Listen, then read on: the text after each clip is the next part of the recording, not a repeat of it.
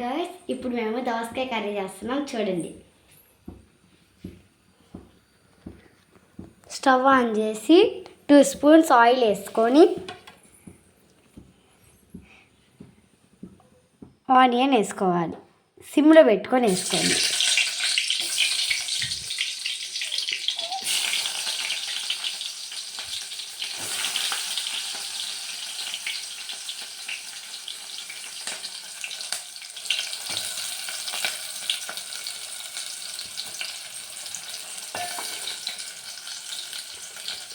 ఇప్పుడు పచ్చిమిరపకాయలు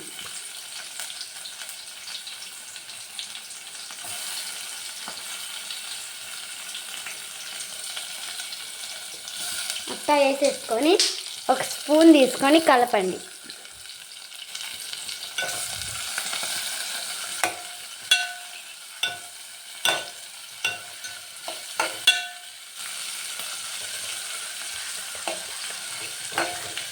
అవి బాగా ఉల్లిపాయలు నల్లగా వచ్చేదాకా అవి కాగేదాకా తిప్పుతూ ఉండాలి.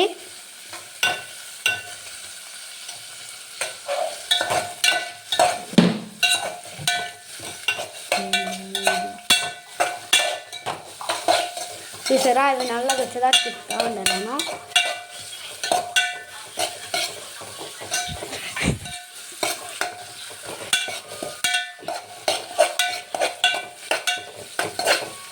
అవి బాగా నల్లగా రావాలి. ఉల్లిపాయలు బాగా తిప్పుకోండి.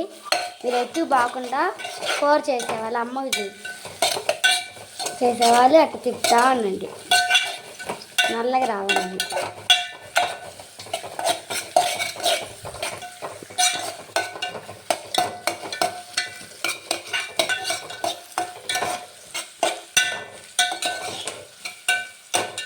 ఇంకా కొంచెం నల్లగా వచ్చేదాకా తిప్పుకోండి.